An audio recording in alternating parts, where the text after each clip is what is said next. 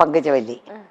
അപ്പോൾ അങ്ങേരോട് അമ്മ പറഞ്ഞു, അമ്മയോട് പറഞ്ഞു, ഇങ്ങനെ എൻ്റെ മോളാണ്, ഇപ്പോൾ ഞങ്ങൾക്ക് കുറച്ച് പ്രശ്നങ്ങൾ. അമ്മ അവർ അങ്ങോട്ടും ഇങ്ങോട്ടും സംസാരിച്ചപ്പോൾ ഇവർ രണ്ടുപേരും ഒരേ നാട്ടുകാരാണ്, ഒരേ സ്ഥലത്തുള്ള ആൾക്കാരാണ്. അപ്പോൾ വളരെ അടുത്തവർ.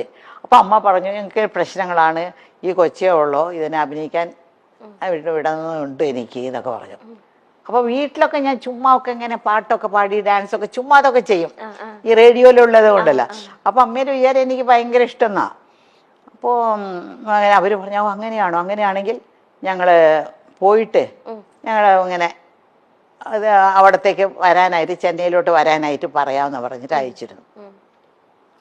അപ്പോൾ അവർ നാടകമെല്ലാം കഴിഞ്ഞിട്ട് പോയി. അവിടെ പോയിട്ട് ഒരാഴ്ചക്കകം ഞങ്ങൾക്ക് അവിടെ നിന്ന് ടിക്കറ്റും വരാനുള്ള ഡേറ്റും ഇന്ന സ്ഥലത്ത് വരണം എന്നൊക്കെ പറഞ്ഞ് അവർ വിളിച്ചു പറഞ്ഞ് ടിക്കറ്റൊക്കെ അയച്ചിരുന്നു. അങ്ങനെയാണ് ഞങ്ങൾ മെഡ്രാസിൽ, ഞാനും എൻ്റെ അമ്മയും മാത്രമായിട്ട് മെഡ്രാസിൽ വരുന്നത്. അപ്പോൾ ഞങ്ങളുടെ വീട്ടിൽ കുറേ പിള്ളേരുണ്ടല്ലോ, അമ്മ എൻ്റെ കൂടെ നിൽക്കാനൊക്കില്ല. അപ്പോൾ എന്നെ വന്ന് SS രാജേന്ദ്രൻ്റെ പങ്കജവല്ലി ചേച്ചിയുടെ അടുത്ത്, ആ അമ്മയുടെ അടുത്ത് എന്നെ വിട്ടിട്ട് കുറേ പിള്ളേരുടെ കൂടെ ഞാനൊരു കൊച്ചായിട്ട് അവിടെ നിന്നു.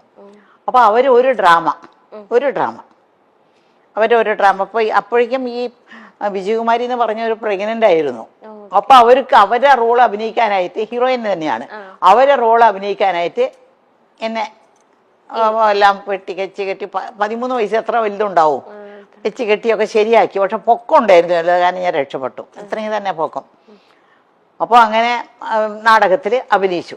റിഹേഴ്സലൊക്കെ കഴിഞ്ഞ് അവർ വീട്ടിൽ തന്നെ റിഹേഴ്സൽ കഴിഞ്ഞ് അവർ ഒരു നാടകം, ഫസ്റ്റ് ഡ്രാമ. ഈ ഡ്രാമ കാണാനായിട്ട് MGRും അന്നത്തെ വലിയ ഡയറക്ടർ, ഇന്ന് മണിരത്നം എന്നൊക്കെ പറയുന്നില്ല, അന്നത്തെ വലിയ ഡയറക്ടറാണ് രാമണ്ണ എന്ന് പറയുന്ന ഒരാൾ, അങ്ങേരും കൂടിയെല്ലാം അവരാണ് പ്രസിദ്ധ ചെയ്ത് നാടകത്തിന് വന്നിട്ട് ഇങ്ങനെ ഇരുന്ന് നാടകം കണ്ടപ്പോൾ MGRും അവരും പറഞ്ഞു, കോഴിപ്പെണ്ണി കൊള്ളാമല്ലോ, നമ്മുടെ പടത്തിൽ ഒരു ക്യാരക്ടർ ഉണ്ടല്ലോ, അതിന് ഇങ്ങനെ കൂടെ അഭിനയിക്കാനായിട്ട് പൊക്കമുള്ളത് കാരണം നമുക്ക് ശരിയാക്കാന്ന് പറഞ്ഞു. അങ്ങനെയാണ് അവർ ഞങ്ങളോടെല്ലാം സംസാരിക്കുന്നത്. പിന്നെ സംസാരിക്കുന്നതൊക്കെ അവർക്കൊരു കമ്പനി ഉണ്ട്, SS രാജേന്ദ്രന് ഒരു സിനിമ കമ്പനി ഉണ്ട്. ആ കമ്പനി ആ മാനേജറോടാണ് സംസാരിക്കുന്നത്. അപ്പോൾ അവിടെ സംസാരിച്ചപ്പോൾ എനിക്ക് 3 വർഷത്തിൻ്റെ കോൺട്രാക്റ്റ് കിട്ടും.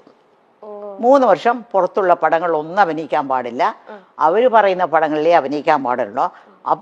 അങ്ങനെ അഭിനയിച്ചാലും പകുതി പണം അവർക്ക് കൊടുക്കണം പുറത്തുനിന്ന്. അപ്പൊ അവര് മുഖാന്തരം പോയത് കാരണം എനിക്ക് ഫസ്റ്റ് മൂവി തന്നെ 6000 റുപ്പീസ് ആ കാലത്ത് കിട്ടി. 6000 റുപ്പീസ് എന്നൊക്കെ പറഞ്ഞാൽ ഇന്നത്തെ വലിയൊരു തുകയാണ്. ഞാൻ തനിച്ചാ പോയെങ്കിൽ 600 രൂപ പോലും കിട്ടില്ലായിരുന്നു. അവര് വഴി പോയി ഒരു വലിയൊരു സെറ്റപ്പിന്റെ വഴി പോയത് കാരണം എനിക്ക് 6000 റുപ്പീസ് കിട്ടി. പിന്നെ ആ 3000 രൂപ ഉണ്ടല്ലോ എനിക്ക് കിട്ടേണ്ട, അവർ 3000 രൂപ എടുത്തു, എനിക്ക് 3000 രൂപ. ഞങ്ങൾക്ക് അമ്മയുടെ, എനിക്കൊന്നും അറിയില്ല, ഇതൊക്കെ അമ്മയാണ് കഴുത്തിടുന്നത്. ഞാൻ മേജറല്ലല്ലോ, കഴുത്തിടുന്നു മേടിക്കുന്നു ഒക്കെ അമ്മയാണ്. അപ്പം ഞാൻ അമ്മയോട് ചോദിച്ചേ, എനിക്കൊരു ആഗ്രഹമുണ്ട്, എനിക്ക് എന്തെങ്കിലും തരണം, ഇത് ഇന്ന് എന്തെങ്കിലും തരണം എന്ന് പറഞ്ഞു. അമ്മ പറഞ്ഞു ശരിയെന്ന് പറഞ്ഞു. ഒരു 50 രൂപ എടുത്തു കൊടുത്തു, എനിക്ക് തന്നു. ഞാൻ ഉടനെ കടയ്ക്ക് പോയിട്ട് ഒരു ഗ്രേപ്പ് വാട്ടർ മേടിച്ചു. ഗ്രേപ്പ് വാട്ടർ എന്നറിയാമോ, ഈ പിള്ളേർക്കൊക്കെ വയറ്റുവേദനയൊക്കെ വന്നാൽ ഒരു മധുരമുള്ള സാധനം കുറച്ചായിട്ട് ഇങ്ങനെ കൊടുക്കും. ഒരു ചെറിയ ടീസ്പൂൺ, ഒരു 1/2 ടീസ്പൂൺ കൊടുക്കും. വയറ്റുവേദന വന്ന് പിള്ളേർ കരയുമ്പോഴേ, കൊച്ചു പിള്ളേര്. അപ്പോൾ ഞങ്ങളെ വീട്ടിൽ എപ്പോഴും ഗ്രേപ്പ് വാട്ടർ ഉണ്ടാവും, പക്ഷെ ഞങ്ങൾക്കെല്ലാം തരത്തില്ല, ഏറ്റവും അവസാനത്തെ കൊച്ചിനെ കിട്ടത്തുള്ളത്.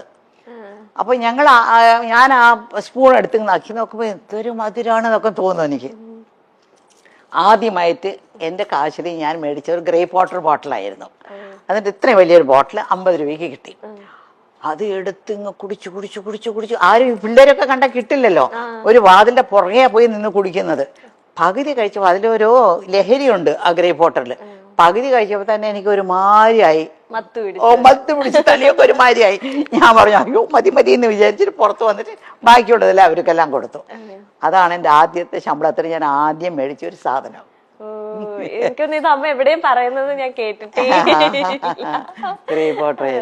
ഇപ്പം അമ്മ പറഞ്ഞു ചെന്നൈയിലേക്ക് അമ്മേനെ ആ ഒരു ചേച്ചിയുടെ അടുത്ത് ആക്കിയിട്ട് അമ്മ പോയി. അപ്പം 13 വയസ്സേ ഉള്ളൂ. അപ്പം അമ്മയ്ക്ക് ഇങ്ങനെ ഒറ്റപ്പെടല് ഇങ്ങനെ അനുഭവിച്ചോ? ഒരു പുതിയ സ്ഥലം ഒറ്റപ്പെടല് അനുഭവിച്ചില്ല. കാരണം ഞാൻ പോയി താമസിക്കുന്നത് പങ്കുചക്കാര വീട്ടില്. അവിടെ അവർക്കും കുറെ പിള്ളേരുണ്ട്. ഇന്ന് വരയ്ക്കും അവരൊക്കെ എനിക്ക് ഭയങ്കര ക്ലോസ് ആണ് അവരെല്ലാം. അവർ 4 ആൺമക്കളും ഒരു പെണ്ണും. പിന്നെ അവരുടെ ഫാമിലിയിൽ ഒരു ചാക്ക് അരി എന്ന് പറഞ്ഞാൽ അന്നൊക്കെ 100 കിലോ ആണ്. ആ ഒരു ചാക്ക് അരിയാണ് അവർ വീട്ടിൽ ദിവസം ഉണ്ടാക്കുന്നത്. അത്രയും പേര് അവരുടെ വീട്ടിലൊന്ന് ഊണ് കഴിക്കും. ആര് വന്നാലും പോയാലും അവർ വീട്ടിലും ഉണ്ടാവും. MGR പറഞ്ഞ് കേട്ടിട്ടില്ലേ, MGR വീട്ടിൽ ആര് പോയാലും ഊണ് കഴിച്ചിട്ടേ വിടുള്ളൂ. അതുപോലെ SS രാജേന്ദ്രന്റെ വീട്ടിൽ ആര് പോയാലും അവർ ഊണ് കഴിച്ചിട്ടേ പോകാവൂ. ഒരു ചാക്കരി. അപ്പൊ എത്ര പേരുണ്ടാവണം. അത് കാരണം ഒറ്റപ്പെടലേ ഇല്ല എനിക്ക്. കളിച്ചും ചിരിച്ചും ചിരിച്ചൊക്കെ അങ്ങനെ നടക്കും. അതിനിടയ്ക്കാണ് ഈ പാസം പടത്തിന് പോയി. അങ്ങനെ പോയപ്പോ പിന്നെ അപ്പോഴാണ് പാസത്തിന്റെ ഇത് ആദ്യത്തെ ദിവസം ആ നാടകത്തിലൊന്ന് ആലോചിച്ച് നോക്ക്. ആദ്യത്തെ നാടകത്തിൽ തന്നെ എനിക്ക് MGRന്റെ പടം കിട്ടി. അപ്പൊ MGR ഷൂട്ടിംഗ് ആണ്. വാഹിനി വിജയ എന്ന് പറഞ്ഞ വലിയ സ്റ്റുഡിയോ ഉണ്ട് അവിടെ ആ സ്റ്റുഡിയോയിലാണ് ഷൂട്ടിംഗ് നടക്കുന്നത്. അപ്പോൾ ഷൂട്ടിംഗ് നടക്കുമ്പോൾ ഞാൻ ആദ്യത്തെ ഷൂട്ടിംഗ് തന്നെ ഞാൻ വന്ന് വിളമ്പും, ചോറിങ്ങനെ വിളമ്പും.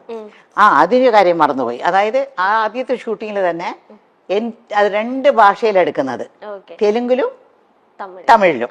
ഇപ്പൊക്കെ ഒരു പടം ഇപ്പോ മണിച്ചിത്രത്താഴ് എടുത്തുകൂടെ നല്ലതുപോലെ ഓടിയ പിന്നെയാണ് അവിടെ മുത്തു എന്ന് പറഞ്ഞെടുത്തത്. അത് വേറെ ദിവസം നല്ല ഓടിയ. അത് അന്നത്തെ അങ്ങനെയല്ല. NTR എന്ന് പറഞ്ഞാൽ അവിടുത്തെ ഏറ്റവും വലിയ തെലുങ്കിലെ ഹീറോ ആണ്.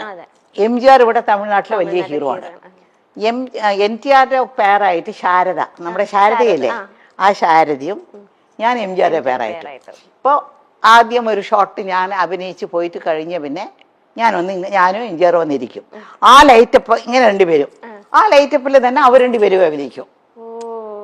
വേറെ ലൈറ്റപ്പോ വേറെ ദിവസമോ വേറെ സെറ്റല്ല, ആ സെയിം സെറ്റ് സെയിം ലൈറ്റപ്പിൽ ഓരോ ഷോട്ട് അങ്ങനെയാണ് എടുത്തോണ്ടിരുന്നത്. എൻ്റെ ആദ്യത്തെ ഷോട്ട് എന്ന് വെച്ചാൽ MGRക്ക് ഞാൻ ചോറിങ്ങനെ വിളമ്പി ഉടനെ അങ്ങേരെ ഒരു ചോറെടുത്ത് എൻ്റെ വായിൽ ഇങ്ങനെ വെച്ച് കൊടുക്കും. ഫസ്റ്റ് ഷോട്ട് അതാണ്. എൻ്റെ ജീവിതത്തിലെ ആദ്യത്തെ ഷോട്ടാണത്. അപ്പൊ അത് അടുത്ത സെറ്റില് ഭാസ്കര മാസ്റ്റർ ഭാഗ്യജാതകം ഒരു പടം തുടങ്ങി. അപ്പോ സത്യ സാറും ഉണ്ട് അവിടെ. അപ്പൊ ഭാസ്കര മാസ്റ്റർ സത്യ സാർ അടുത്ത സെറ്റിൽ ഒരു മലയാളി പെണ്ണ് അഭിനയിക്കുന്നുണ്ടെന്ന് പറഞ്ഞു. അത് തമിഴ് വരാതെ ഒരുപാട് പാടുപെടുന്നുണ്ട്. പക്ഷെ അങ്ങനെ പഠിപ്പിച്ചാണ് എടുത്തുകൊണ്ടിരിക്കുന്നത്. ആദ്യത്തെ ദിവസം അവർ 2 പേരും എൻ്റെ ഷൂട്ടിംഗ് കാണാൻ വന്നിട്ട് അവർക്ക് ഇഷ്ടപ്പെട്ടിട്ട് അവിടെ തന്നെ അമ്മയുണ്ടല്ലോ അവിടെ സംസാരിക്കാൻ, അമ്മയോട് സംസാരിച്ചിട്ട് ഇവിടെ ഒരു 5-6 ദിവസം ഷൂട്ടിംഗ് ഉണ്ടായിരുന്നു. ആ ഷൂട്ടിംഗ് കഴിഞ്ഞുകൊണ്ട് നേരെ ഞാൻ ഭാഗ്യജാതകം അഭിനയിക്കാൻ വന്നു. ഇത് ആദ്യം തുടങ്ങിയാലും റിലീസായത് ആദ്യം ഭാഗ്യജാതകമായിരുന്നു.